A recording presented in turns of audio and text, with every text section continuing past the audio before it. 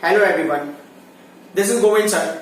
Welcome back to second lecture, continuation of electricity chapter. In last class, we discussed about two types of electricity. One static electricity, second current electricity.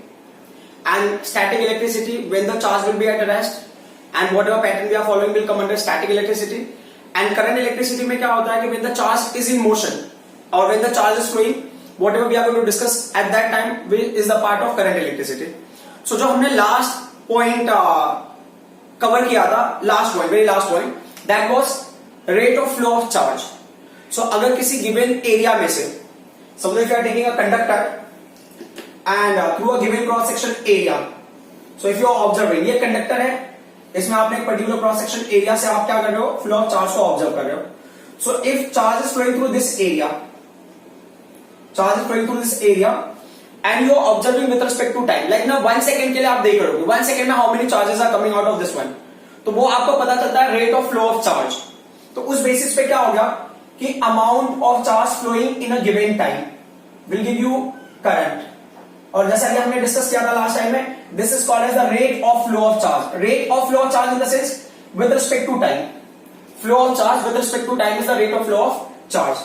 So rate of flow of charge, it was the last topic which we covered. Okay, so अब ये ना current की value को determine करता है. For example एक और चीज आप कंसीडर कर लो कि जैसे ना मैंने यहां पे टाइम फ्रेम लिया है, तो ये रेट ऑफ चार्ज फ्लो कैसे करंट को डिटरमाइन करता है वो देख लेते हैं. जैसे क्या आप इमेजिन करो 1 सेकंड का टाइम फ्रेम हमने लिया, समझो 1 सेकंड में अगर ना 10 कूलम चार्ज फ्लो होगा तो करंट की वैल्यू अलग होगी, 20 कूलम चार्ज फ्लो होगा तो करंट की वैल्यू अलग होगी, अगर मान लो 30 कूलम चार्ज फ्लो हो गया तो करंट की वैल्यू क्या होगी, अलग होगी.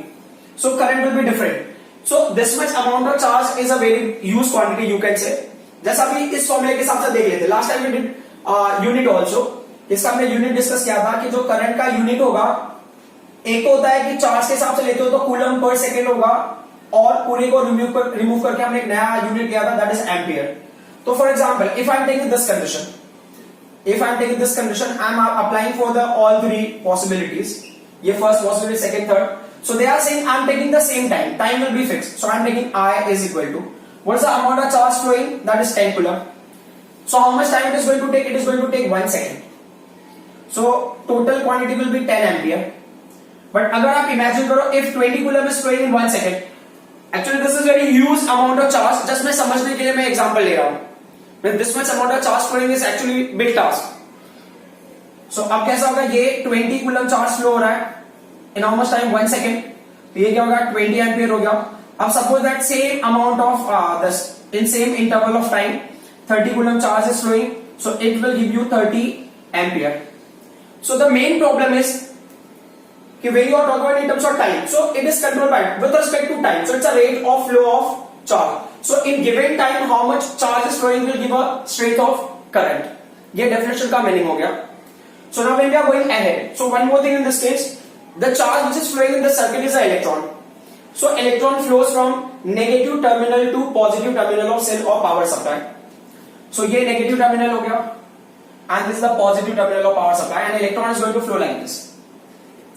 सो इलेक्ट्रॉन की फ्लो की वजह से क्या होता है ना, वी इमेजिन की करंट फ्लो होता है, but will the direction of current be same with respect to direction of electron. तो ये सबसे इंपॉर्टेंट पॉइंट हमारे लिए. So electron is flowing from negative to positive, but current doesn't flow from negative to positive, current will flow exactly opposite. तो it was assumed, it was considered in beginning, it was considered positive charge flows in the direction of current. It was considered positive charge flows in the direction of electric current, in the direction of electric current. It was assumed, and in beginning it was assumed that positive charge flows in the direction of electric current. तो जो positive charge होता है उसकी वजह से current मिलता है, ऐसा अजम्पशन भी था उसके पहले, but that we don't have to discuss. So positive charge थोड़ा सा कहां फ्लो होगा, इलेक्ट्रॉन इज नेगेटिवली चार्ज, तो negative charge particle is flowing from negative terminal to positive terminal. Similarly, positive charge will flow from positive terminal to what? Negative terminal. तो इसका मतलब क्या हो गया, it was considered positive charge and current का direction same है, practically also same direction.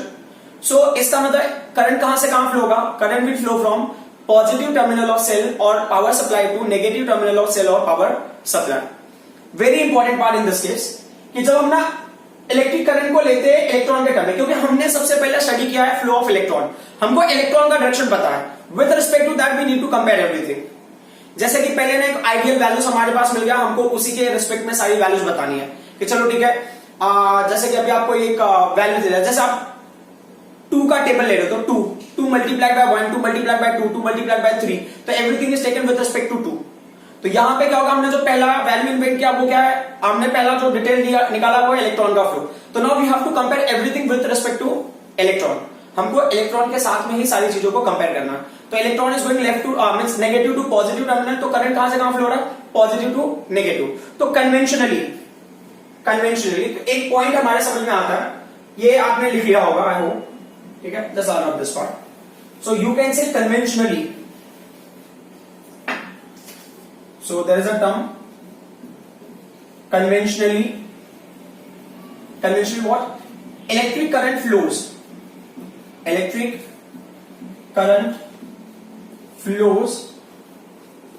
in the direction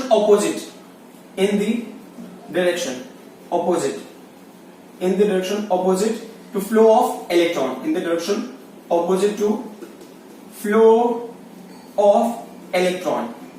Okay, and what is that direction? That is from positive to what, negative terminal. Is that clear? So ये point बहुत important है, आपको exam में ये कभी कभी पूछ लेता है, मल्टीपल चॉइस क्वेश्चन में आ सकता है या 1 मार्क का क्वेश्चन में फिल इन द ब्लैंक्स में आ सकता है, ठीक है। So up till now we understood rate of flow of charge is called as electric current. Second point we understood electron flows from negative terminal to positive terminal of power supply. Then we consider about electric current. Electric current conventionally flows in the direction opposite to electron. So electron flow होता है negative to positive, तो current flow होगा positive to negative. अब हमारा जो अगला point है वो क्या है, हम ना ये चार्ज को थोड़ा सा और रिफ्रेश करके देखते हैं, इस फॉर्मूले को, दिस फॉर्मूले को थोड़ा सा हम और डिटेल में देखते हैं। तो when you are talking about this formula, so criteria is very simple कि when I am talking the Q is not because of one charge, Q is because of n number of charges. तो जैसा हमने discuss किया था ना कि जो total charge होता है वो क्या होता है, नंबर ऑफ चार्ज होगा इनटू चार्ज ऑफ 1 इलेक्ट्रॉन। यहां पे चार्ज तो इलेक्ट्रॉन ही है, तो हमें इलेक्ट्रॉन के टर्म में सारी चीजों को डिस्कस करना है। सो हमने क्या किया, ये फॉर्मूले को मॉडिफाई किया, it can be written as NE/T।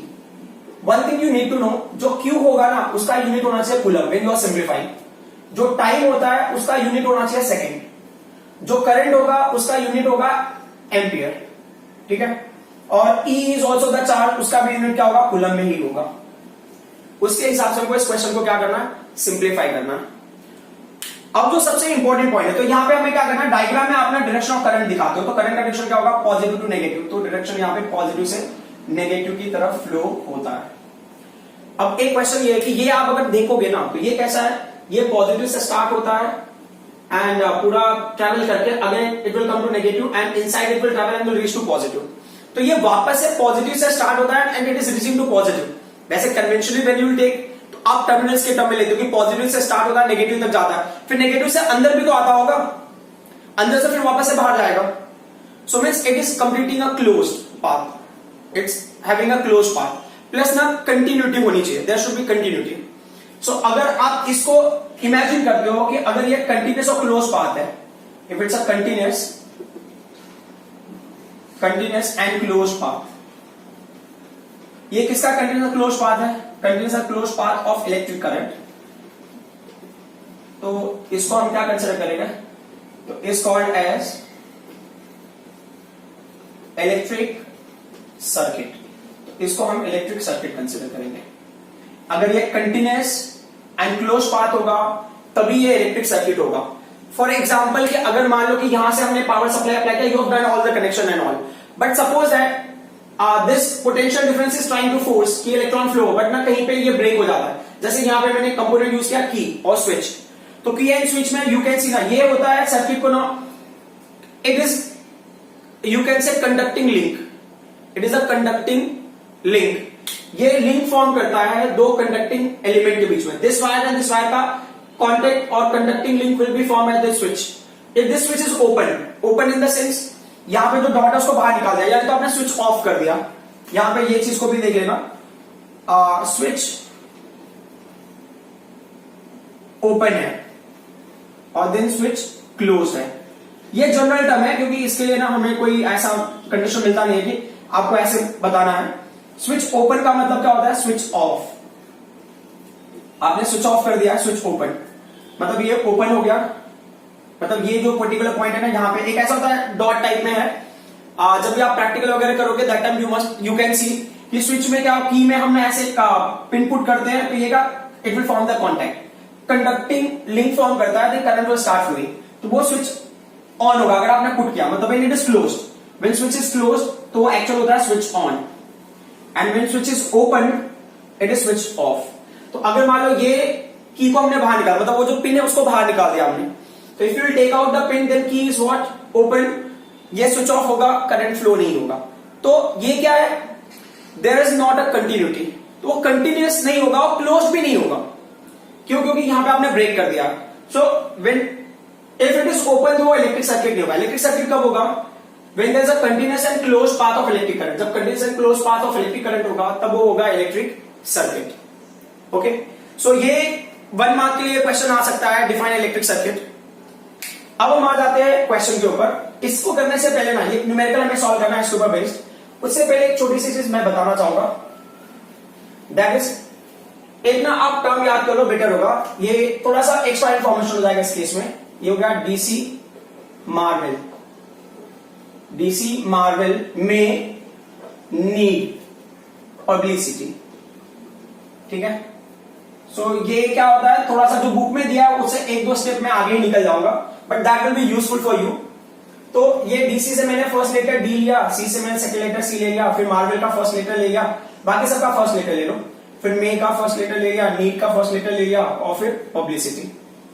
तो यहां पे ये डी का मतलब होता है डेसी, ये सी का मतलब होता है सेंटी, और एम का मतलब यहां पे होता है मिली, और यहां पे एम का मतलब होता है माइक्रो, यहां पे एन का मतलब होता है नैनो, यहां पे पी का मतलब होता है पिको। ओके, अब डेसी का जो नोटेशन होता है स्मॉल डी होता है, सेंटी का नोटेशन स्मॉल सी, मिली का नोटेशन स्मॉल एम, माइक्रो का नोटेशन ऐसा होता है, इसको म्यू पढ़ते हैं, म्यू है ना, म्यू। नैनो का नोटेशन क्या होगा? स्मॉल एन, और पिको का नोटेशन होगा स्मॉल पी। अब इनके स्पेसिफिक वैल्यूज होती है। वैल्यूज क्या होता है कि जहां पे डेसी होता है ना, डेसी एक्चुअली होता है 10⁻⁻⁻1, सेंटी होता है ये 1 इंक्रीज होगा 10⁻⁻2 होगा, जो मिली होगा ना ये होगा 10⁻3। जो माइक्रो होता है ना, यहां से अपना 3 का टेबल ले लो आप, तो 3 2 जा 6 -6। नैनो क्या होगा? 10⁻⁹। पिको क्या होगा? 10⁻12। अब आपके जो है ना बुक में यहां तक दिया हुआ है, ये मिली तक है, या कई जगह माइक्रो भी पूछ लिया। तो क्या होता है कि कभी कभी क्वेश्चंस में ना हमें यूनिट कन्वर्जन अगर नहीं आता तो then there can be problem. क्या हो सकता है 1 मार्क का क्वेश्चन में फिल इन द ब्लैंक्स में पूछ सकता है, या आपको ना मल्टीपल चॉइस क्वेश्चन में पूछ सकता है, तो that's why it is very important. तो अब इसको यूज कैसे करना है, तो पहले मैंने एक बहुत सिंपल सा एग्जांपल लेता हूं कि जैसे अभी इन्होंने करंट दिया, करंट का जो हमें यूनिट लेना है, जो एसआई यूनिट होता है, जो ऑफिशियल यूनिट हमें यूज करना न्यूमेरिकल के लिए, वो है एम्पियर। तो अब क्या होता है कि इन्होंने ना क्वेश्चन में ऐसा दिया हुआ है, इन्होंने वैल्यू दिया हुआ, क्या वैल्यू दिया इन्होंने वैल्यू दिया है 20 मिली एम्पियर, या इन्होंने बोला है 5 माइक्रो एम्पियर, या इन्होंने बोला है कि 2 डेसी एम्पियर। तो अब कैसे सिंप्लीफाई करोगे? बहुत सिंपल सा टास्क है। आपको क्या करना है, if you are having 20 you write this number, ये जो मिली है ना उसके पहले आप इसको अंडरलाइन कर लो, जो ना ये वाले टर्म से रिलेटेड है, बी है, सी है, एम है, म्यू है, क्या है, तो यहां पे एम है मतलब मिली हो गया, ये म्यू है मतलब माइक्रो वाला हो गया, ये डी है मतलब डेसी वाला हो गया। अब कन्वर्ट कैसे करेंगे, तो ये 20 नंबर को लिखा, इनटू लिख के आप एम्पियर एंड में लिख दिया आपने, यहां पे 5 लिखा, इनटू लिख के आपने एम्पियर लिख दिया एंड में, ये 2 लिख के एंड में आपने एम्पियर लिख दिया। अब क्या होगा, ये मिली है, तो मिली का क्या होगा, मिली का वैल्यू देखो कितना, मिली का वैल्यू 10⁻³ है, तो ये क्या होगा 20 इंटू 10⁻³ तो 20 मिली एम्पियर को हम एम्पियर में कैसे कन्वर्ट करेंगे वो आपको समझ में आ गया होगा। Got it. तो वैसे ही अगर ना वैल्यू दिया इन्होंने कि 1 मिली एम्पियर, वैल्यू क्या दिया है 1 मिली एम्पियर, तो 1 मिली एम्पियर में कितना एम्पियर होगा, तो 1 की वैल्यू 1 होगी, इंटू मिली की जगह पे क्या होगा 10⁻³ ये एम्पियर हो गया। ठीक है, वैसे 1 माइक्रो एम्पियर अगर इन्होंने पूछा है तो क्या होगा 1 की वैल्यू 1 होगी, माइक्रो का वैल्यू क्या है 10⁻⁻6 है, ये 10⁻⁻6 हो गया एम्पियर। Got it. अब अगर मान लो कि मैं थोड़ा आगे बढ़ जाता हूं, मान लो नैनो एम्पियर दिया हुआ है, तो क्या करना है 1 इंटू 10⁻, नैनो में कितना 10⁻⁹ एम्पियर। तो अगर सेंटी एम्पियर पूछा होगा तो वैसे ये बहुत कम आता है, सो 1 इंटू 10⁻⁻2 एम्पियर। अब इसको ना मैं थोड़ा सा और दूसरे वैल्यू से रिलेट करके देख लेता हूं। अब यहाँ पे इसको कंप्लीट कर लेते हैं फिर 5 माइक्रो एम्पियर, तो 5 इंटू 10⁻⁻6 एम्पियर, 2 डेसी एम्पियर मतलब क्या होगा 2 इंटू 10⁻1 एम्पियर, है ना। डेसी के लिए वैल्यू 10⁻1 है। अब मैं एक और चीज से रिलेट कर लेते हैं तो आपको थोड़ा आइडिया मिल जाएगा कि हाँ ऐसा होता है। फॉर एग्जाम्पल मेरे पास में वैल्यू 1 सेंटीमीटर, ठीक है, 1 सेंटीमीटर या 20 सेंटीमीटर है। अब इसको मुझे मीटर में कन्वर्ट करना है। व्हाट विल आई डू, तो जो नंबर है उसको मैंने लिखा, यहां पे सी वाला टर्म है, तो उसको क्या किया इनटू सी का वैल्यू क्या हो गया 10⁻⁻2, तो आगे कौन सा यूनिट है मीटर, तो 20 इंटू 10⁻⁻2 मीटर। कभी कभी आपने देखा होगा जैसे कि एमएम भी आता है ना 30 mm, 30 मिलीमीटर, तो ये हो गया 30 हो गया इनटू ये वाले एम को फोकस करना है, तो क्या होगा 10⁻, मिली का कितना है 10⁻⁻3 है, ये मीटर। तो बेसिकली आपको वन यूनिट सिस्टम से दूसरे, मतलब वन सिस्टम से दूसरे सिस्टम में अगर एक ही क्वांटिटी के यूनिट को कन्वर्ट करना है तो you can use this methods. तो हमारे पास क्या है कि अगर आप ना एनसीईआरटी के हिसाब से देखोगे तो they have given milli and micro के बारे में थोड़ा बहुत डिस्कस किया हुआ है, तो then you need to know कि कैसे होता है ये। तो 1 milli ampere is equal to 1 into 10⁻³ ampere, 1 micro ampere is equal to 1 into 10⁻6 ampere. अब जस्ट ये आपको टेबल पता होगा तो then you can convert any quantity means one quantity from one unit system to another unit system very easily, कोई difficulty नहीं होगी। सो अब हमने इसके ऊपर एक न्यूमेरिकल सॉल्व कर लेते हैं करंट के ऊपर। तो क्वेश्चन जो है ना बहुत सिंपल सा है, तो आपको क्वेश्चन यहां दिख रहा होगा, a current of 1.6 ampere, a current of 1.6 ampere. So given में क्या क्या है, I am writing that down. So what are given terms, so current is given as 1.6 ampere. So a current of 1.6 ampere is drawn by a filament of an electric bulb for 10 minutes। तो समझो कि ये bulb का filament है, इसको ना 10 ampere current ये draw कर रहा है, इसमें से 1.6 एम्पियर करंट जा रहा है, not 10 ampere, 1.6 ampere current is going through this for 10 minutes. How much time के लिए 10 मिनट्स। तो one thing you can see, जो अब तक हमने कंसिडर किया था current is in terms of ampere, but minute is not in terms, time is not in terms of seconds, it is in terms of minute. हमको क्या करना seconds में कन्वर्ट करना होगा, तो 10 इंटू 1 मिनट में कितना सेकंड 60 सेकंड्स, तो ये टोटल कितना हो जाएगा time 600 seconds. So total time taken is 600 seconds. Find the amount of electric charge, find the amount of electric charge that flows through the circuit, find the amount of electric charge means Q आपको find out करना है। This is the first question. उसमें एक question और है, वो क्या है, and also find out the number of charge flowing, and also find out the number of charge flowing। तो number of charge मतलब small n क्या होगा, क्वेश्चन मार्क होगा। तो when I'm deciding which formula I need to use, so पहले वो देख लेते कौन सा फॉर्मूला यूज करना है। पहले अगर चार्ज फाइंड आउट करना है, चार्ज फाइंड आउट करना जब करंट दिया होगा, तो हमारे पास फॉर्मूला है करंट का क्या, current is rate of flow of charge. You will arrange this formula and you get it as q is equal to I into t। ये फर्स्ट फॉर्मूले के लिए हो गया। सेकंड फॉर्मूला क्या होगा, if you can get the total charge you can find out the number of charge। कौन सा formula, q is equal to ne। Fine, अब सॉल्व करके देख लेते हैं। तो फर्स्ट क्वेश्चन को अगर सिंप्लीफाई करते हैं, तो फर्स्ट क्वेश्चन में क्या था, formula is q is equal to I into t। what's the value for I, the amount of current is 1.6 ampere। for how much time it is flowing, it is flowing for 600 seconds। तो ये कितना हो जाएगा 960 coulomb will be the charge which is flowing through this circuit। 960 coulomb charge flow होगा इन 600 seconds. सो वैसे ना देखो 960 coulomb ऐसे नंबर के हिसाब से आपको इतना ज्यादा नहीं लगेगा, 600 सेकंड्स लग गया और इतना ही चार्ज से फ्लो होगा। एज यू कैन सी ना, हमने प्रीवियस वाले एग्जांपल्स में लिया था, जब भी rate of flow of charge हमने डिस्कस किया था कि 10 कूलम चार्ज अगर 1 सेकंड के लिए फ्लो होगा तो आपको 10 एम्पियर करंट मिलेगा। तो 1.6 एम्पियर करंट के लिए इतना चार्ज फ्लो होगा 10 मिनट्स के लिए, that is 600 seconds.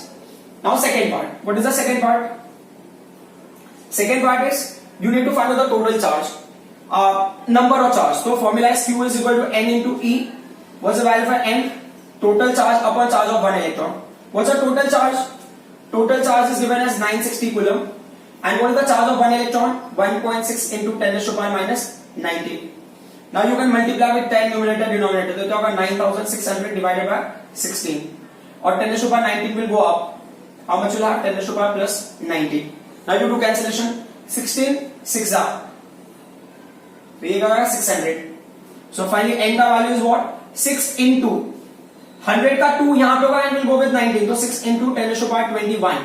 So these many electrons will flow for 10 minutes to carry current of 1.6 ampere.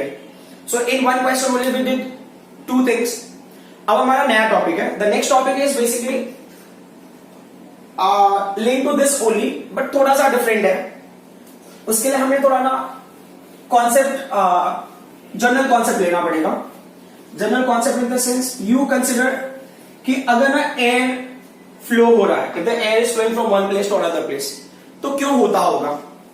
तो उसके लिए ना एक बहुत सिंपल सा क्राइटेरिया है कि अगर मान लो ये पॉइंट ए है, ठीक है, और ये पॉइंट बी है, सो एयर फ्लो को हम क्या लेते हैं, एयर करंट लेते हैं. If you remember last class में हमने क्या था कि अगर एयर फ्लो हो रहा है तो उसको हम लेते हैं एयर करंट. एयर फ्लो को हमने ले लिया है एयर करंट, ठीक है, गॉट इट. तो अब क्या होता है कि एयर करंट कब मिलेगा, वो सबसे इंपॉर्टेंट पॉइंट है. एयर करंट मिल रहा है तो air is flowing. When will air flow, तो ये पॉइंट ए और ये पॉइंट बी है, तो क्या होता है यहां पे, तो यहां पे क्या होता है, ये हो गया एयर प्रेशर पॉइंट ए पे, सी हो गया एयर प्रेशर, ठीक है. कहां पे एयर प्रेशर पॉइंट ए पे. Then we have taken air pressure at point B. So ये हो गया एयर प्रेशर, ठीक है, ये हो गया एयर प्रेशर, ये हो गया पॉइंट बी पे. तो अगर ना एयर प्रेशर ए पे ज्यादा होगा इन कंपेयर टू बी, तब क्या होगा, एयर फ्लो होना स्टार्ट हो जाएगा. कहां से कहां, higher pressure to lower pressure, ठीक है. अच्छा, प्रेशर को ना जब हम ना और भी साइंटिफिक वे से लर्न करने की कोशिश करेंगे इन टर्म्स ऑफ इलेक्ट्रॉनिक्स, तो इलेक्ट्रॉनिक्स के टर्म में जो प्रेशर टर्म होता है ना, इसका मतलब होता है पोटेंशियल. प्रेशर का मतलब होता है potential. Pressure will indicate the term potential, और ना पोटेंशियल का ना नोटेशन होता है V. तो अब अगर ये बोले ना एयर प्रेशर मतलब क्या होगा, एयर पोटेंशियल. अब इसको मैं ऐसे लिख सकता हूं air potential. I can write air potential. कहां पे, ए पे. और ये क्या ले लूंगा मैं यहां पे, एयर पोटेंशियल कहां पे, बी पे. Air potential at B. तो अगर ना एयर का पोटेंशियल ए पे ग्रेटर होगा in compare to air potential at B, तो क्या होगा, air will flow from higher potential to lower potential. तो ये पॉइंट को आप बोल सकते हो हायर पोटेंशियल ऑफ एयर, और ये क्या होगा, लोअर पोटेंशियल ऑफ एयर. तो ये एयर के केस में होगा. तो वेन एयर जब भी पोटेंशियल होगा यहां पे, तो ये डिफरेंट पोटेंशियल है ना, तो overall if you take this term, तो you can say air potential difference. It is called the air potential difference. इसको हम एयर पोटेंशियल डिफरेंस बोलेंगे, ठीक है. So if in short term we need to understand कि why will charge flow or why will not charge, why will air flow. तो air will flow because of air potential difference और air will flow because of air pressure difference. अगर air pressure difference नहीं होता, air potential difference नहीं होता, तो air flow नहीं होता, ठीक है. तो अब इसको हम रिलेट करते हैं दूसरे टर्म में. दूसरा टर्म में जैसे we are taking example of water. तो अब जैसे ना आपने यहाँ पे एयर फ्लो ले लिया है, वैसे आप ले लो वाटर फ्लो. तो अगर वाटर फ्लो हो रहा है तो उस फ्लो को हम क्या कंसिडर करेंगे, ये वाटर इज फ्लोइंग, तो उसको हम बोलेंगे water current. If water is flowing we will take that as a water current. हम उसको वाटर करंट ले लेंगे. वाटर करंट के केस में क्या होगा वो भी देख लेते हैं. तो आप कंसिडर करो कि दो कंटेनर ले लो आप, you take two containers and these two containers are connected to each other, ठीक है, थ्रू अ पाइप. अब यहाँ बेस यहाँ पे ले लो, वो भी बेटर है. आप अगर ना दो अलग लेवल पे भी इनको रखोगे तो भी कोई फर्क नहीं पड़ता. तो ये दो कंटेनर्स हमने कंसिडर कर लिया. These two containers are connected through a pipe. आप ऐसे इमेजिन कर लो, दीज आर टू कंटेनर्स, ठीक है. सो अगर आपको लेना है तो ये आप ले लो container A, this what container B, got it, ठीक है. अब कंटेनर ए के अंदर क्या होगा ना, लिक्विड आपने फिल किया. तो सपोज करो पहले ना दोनों कंटेनर में लेवल ऑफ लिक्विड ना सेम है, ठीक है. यहां पे ये लिक्विड, तो ये पता है क्या, एक और चीज आपके लिए बहुत जरूरी है कि जिस भी पॉइंट पे आप फाइंड आउट करो, ये चीज ना आपको यहां पे नहीं मिलेगा, ये 11th स्टैंडर्ड में है, बट मैं यहां पे बता देता हूं आपको कि एक होता है ना term liquid pressure. Liquid pressure. तो लिक्विड प्रेशर किसी पॉइंट पे अगर आप फाइंड आउट करो तो उसका फॉर्मूला क्या होता है, रो होता है, जी होता है और एच होता है। रो क्या होता है, रो होता है डेंसिटी किसका, उस लिक्विड का, और जी क्या होगा, एक्सेलरेशन ड्यू टू ग्रेविटी, आपने नाइन्थ में क्या होगा 9.8 मीटर पर सेकेंड स्क्वायर, और एच क्या होगा, हाइट, हाइट किसका, height of liquid above given point. थोड़ा सा जगह में उल्टे पैटर्न में लिख रहा हूं, सॉरी फॉर दैट, ठीक है, क्योंकि ऑप्शन नहीं मेरे पास। तो height of liquid above given point, तो जिस पॉइंट पे आप फाइंड आउट कर रहे हो उस पॉइंट से कितने हाइट पे लिक्विड है। तो मान लो कि ये ना हाइट इसका h है, ठीक है, अगर इसका हाइट h है तो क्या होगा, इसके पास कुछ ना कुछ प्रेशर जनरेट हो जाएगा, क्योंकि एज यू कैन सी ना यहां पे हमने लिया है लिक्विड प्रेशर किसके ऊपर डिपेंड करता है, हाइट के ऊपर डिपेंड करता है, हाइट ऑफ लिक्विड, उस पॉइंट से कितना लिक्विड का हाइट है उसके ऊपर प्रेशर डिपेंड करेगा, जितना ज्यादा हाइट होगा उतना ज्यादा प्रेशर होगा।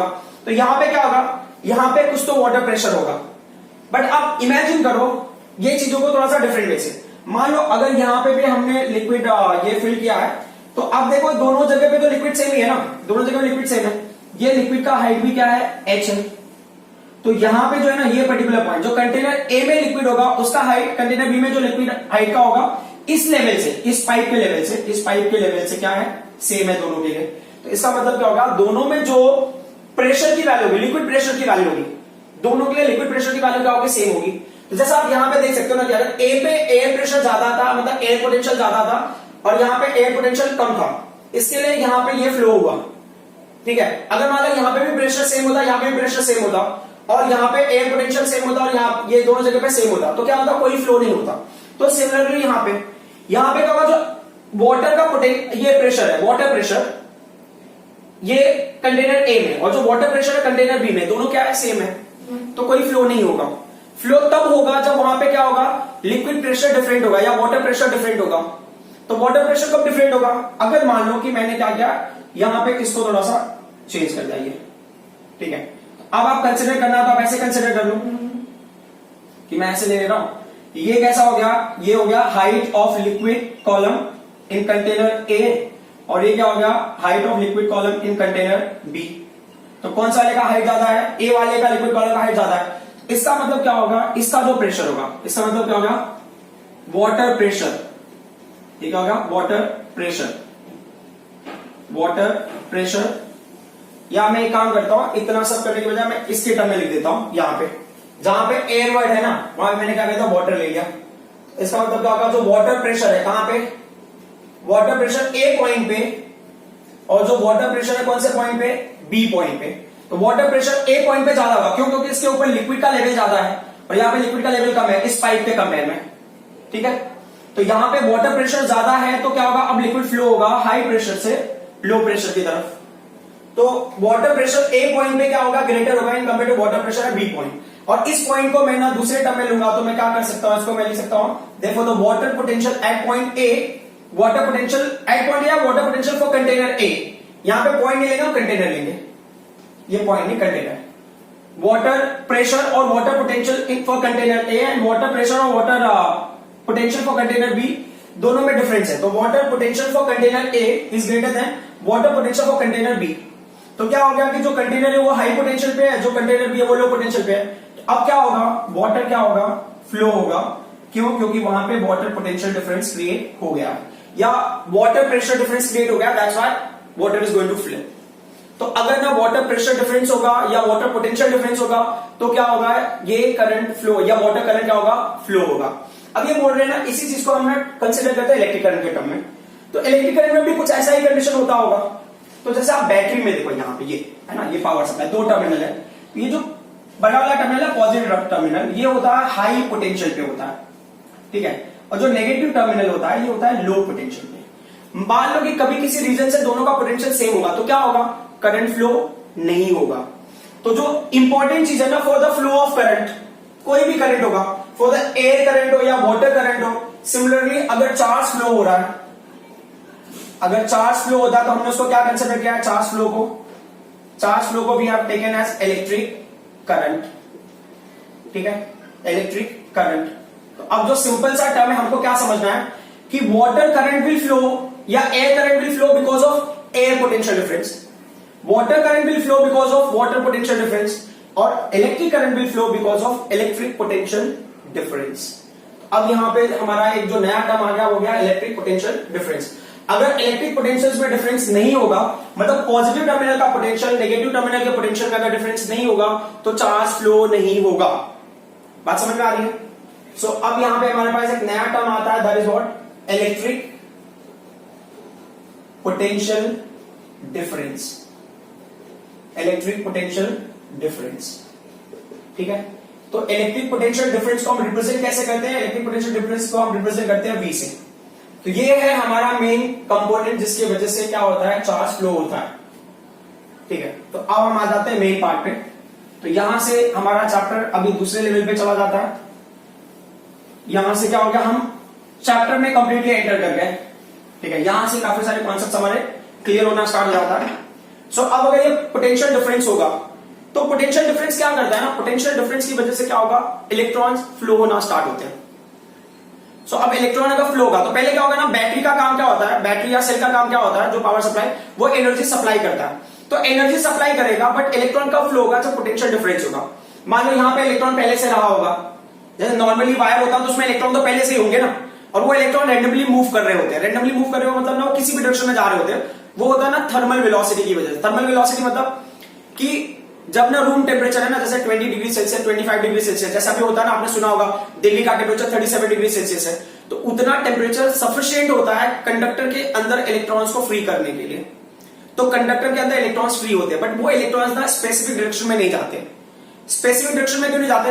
एज यू कैन सी ना, अभी तो मैंने डायग्राम ड्रॉ कर दिया। एज यू कैन सी कि जब प्रेशर डिफरेंस क्रिएट होता है ना, तो जो फ्लो होता है वो एक स्पेसिफिक डायरेक्शन में होता है, मतलब हाई प्रेशर से लो प्रेशर की तरफ ही फ्लो होगा, दूसरा ऑप्शन नहीं है।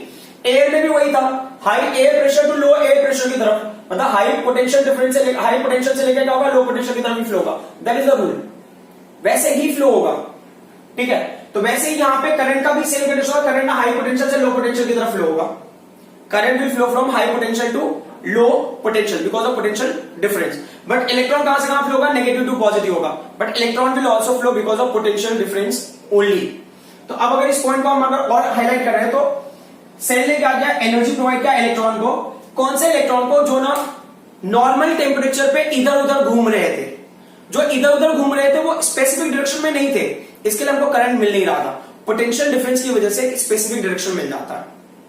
स्पेसिफिक डायरेक्शन क्या मिल जाता है कि अब इलेक्ट्रॉन्स को फ्लो होना है नेगेटिव से पॉजिटिव की तरफ। वो किसकी वजह से, पोटेंशियल डिफरेंस की वजह से। इलेक्ट्रॉन तो पहले भी घूम रहे थे, बट वो किधर भी घूम रहे थे, उनका जो ओवरऑल जो डिस्प्लेसमेंट था वो क्या था, जीरो हो रहा था। जैसा मैंने ना लास्ट क्लास में एग्जांपल लिया था कि स्कूल में अगर बच्चे हैं, कोई बंदा गेट के बाहर खड़ा होकर ऑब्जर्व कर रहा है कि स्कूल के अंदर या बाहर कितने लोग आ रहे हैं या जा रहे हैं, कोई मूवमेंट हो रहा है क्या, तो उस बंदे ने किसी भी बंदे को स्कूल से बाहर आते हुए नहीं देखा। He is not finding anybody coming out of the school, he is not finding anybody entering to the school, तो उसके हिसाब से कोई फ्लो नहीं हो रहा है। बट प्रैक्टिकली क्या है, स्कूल के अंदर लोग ना इधर उधर घूम रहे हैं, they are in motion, but they are in motion inside school. तो सिमिलरली वायर के अंदर इलेक्ट्रॉन्स मोशन में है, किधर भी जा रहे हैं, बट वायर से बाहर नहीं निकल रहे हैं, तो कोई भी फ्लो कंसिडर नहीं होगा। तो सेम चीज यहां पे। अब पूरा फ्लो कब कंसिडर होगा, जब आपने पोटेंशियल डिफरेंस क्रिएट कर दिया इस वायर के अक्रॉस पावर सप्लाई से, तो पोटेंशियल डिफरेंस की वजह से क्या होगा, नेगेटिव से इलेक्ट्रॉन को पॉजिटिव की तरफ फोर्स करेगा, तो इलेक्ट्रॉन इस कंडक्टर में एंटर करेगा, इससे बाहर आने की भी कोशिश करेगा स्पेसिफिक डायरेक्शन में, तो हमें क्या मिलना स्टार्ट हो जाएगा, इलेक्ट्रिक करंट मिलना स्टार्ट हो जाएगा। तो अब यहां पे क्या होता है कि मेन अगर हम पोटेंशियल को डिस्कस करते हैं, तो पोटेंशियल करता क्या है, समझ लो ना, पोटेंशियल डिफरेंस अगर मुझे लेना, तो मेरा अजम्पशन है, मैं ये नहीं ले रहा हूं कि पूरे सर्किट में फ्लो हो रहा है, मेरा क्या है, ये बल्ब मेरे लिए इंपॉर्टेंट है अभी फिलहाल, तो ये पॉइंट ए हो गया और ये पॉइंट बी हो गया, ठीक है। मैं ऐसा इमेजिन कर रहा हूं कि ये पोटेंशियल की वजह से क्या होगा ना, चार्ज फ्लो होगा। तो मेरा ऑब्जर्वेशन तो बल्ब को लेके है, तो मैं देख रहा हूं ना कि चार्ज ए से बी तक फ्लो हो रहा है। क्यों फ्लो हो रहा है, एक पर्टिकुलर पोटेंशियल की वजह से। तो वो ए से बी तक फ्लो होने के लिए कितना पोटेंशियल चाहिए हमको, उसी को हम बोलेंगे potential difference. So potential difference is the potential difference between point A and B. तो वो पोटेंशियल डिफरेंस की वजह से चार्ज ए से बी तक फ्लो होगा, तो ये बल्ब क्या होगा, ग्लो होगा। हम ना बहुत सारे चार्ज नहीं लेंगे, हम वन चार्ज को ही लेके कंसिडर करेंगे। एक सिंगल सा चार्ज है जो फ्लो हो रहा है, किसकी वजह से फ्लो होगा, पोटेंशियल डिफरेंस की वजह से फ्लो होगा। तो आपको बताना, जब फ्लो होता है ना, तो चार्ज अगर ए से बी तक मूव कर रहा है, तो वो क्या होता है, वर्क होता है। जब चार्ज ए से बी तक मूव होता है, तो वो होता है वर्क। तो आपको कैसे डिफाइन करना है, potential difference is a work done. ये potential difference potential difference is defined as a work done. Potential difference is defined as a work done. कौन सा work done? Work done in moving a unit charge. Unit charge होता है एक single charge ले रहा हूं मैं, एक सिंगल इलेक्ट्रॉन ले लो या एक सिंगल पॉजिटिव जो भी है, और जो भी सिंगल चार्ज आपको लेना, तो हमने इलेक्ट्रॉन लिया तो इलेक्ट्रॉन को कंसीडर कर लो. A single unit charge, potential difference is defined as work done by a single unit charge or by a unit charge, work done by a unit charge to move it from one point to another point or one point to other point in a circuit. ठीक है, so यहां पे क्या हो गया? Electric potential is defined as work done in moving unit charge, कहां से? From one point to other. ठीक है, तो अब इसको अगर मैं मैथमेटिकली लिखूंगा तो क्या होगा? ये V होगा. It is a work done in moving unit charge. ठीक है, ये हो गया हमारा फॉर्मूला. तो जहां पे V क्या होगा? पोटेंशियल डिफरेंस होगा. W क्या होगा? वर्क हो गया. तो यूनिट क्या होगा? देखो, यूनिट ऑफ पोटेंशियल डिफरेंस, ये क्या हो जाएगा? वर्क का यूनिट होता है जूल और चार्ज का यूनिट होता है कूलम. और इसका नया यूनिट भी होता है, that is what? Capital V, जिसको हम पढ़ते हैं वोल्ट. तो इसका यूनिट होगा जूल पर कूलम और इसका यूनिट होगा वोल्ट. ठीक है, अब ना इसको एक और होता है, तो ये इलेक्ट्रिक पोटेंशियल डिफरेंस. अब क्वेश्चन में ना what is the electric potential, मान लो पोटेंशियल पूछा होगा, इन्होंने पोटेंशियल पूछा होगा, सिर्फ इलेक्ट्रिक पोटेंशियल पूछा होगा, इलेक्ट्रिक पोटेंशियल डिफरेंस नहीं. वैसे इतना ज्यादा कोई फर्क नहीं पड़ता है. इलेक्ट्रिक पोटेंशियल मतलब ना ये पावर सप्लाई का स्टाइल, मतलब ना चार्ज को मुझे क्या करना है? बैटरी के नेगेटिव टर्मिनल से लेके उसको ना पॉजिटिव टर्मिनल तक लेके जाना, तो होगा पोटेंशियल डिफरेंस. सिर्फ ए से बी तक लेके जाना तो पोटेंशियल डिफरेंस होगा, लेकिन अगर यहां से लेके पॉजिटिव तक लेके आना वो पोटेंशियल होगा. तो ये समझो ना, ये नेगेटिव टर्मिनल है. तो जैसे नॉर्मली अगर आपने स्विच देखा होगा, तो अभी समझो स्विच में दो, मतलब वो स्विच में आपने प्लग पुट किया, दो वायर से, एक वायर से चार्ज एंटर होगा, वो ना फ्लो होके, अब मान लो कितने दूर तक फ्लो होके वो वापस से दूसरे टर्मिनल पे आएगा, दैट वी डोंट नो. तो हो सकता है ये पॉइंट कहां पे होगा? इंफिनिटी पे होगा, और ये क्या होगा? अ गिवन पॉइंट होगा. तो आप क्या करोगे? इलेक्ट्रिक पोटेंशियल क्या होगा? Electric potential is the work done in moving a unit charge from infinity to a given point.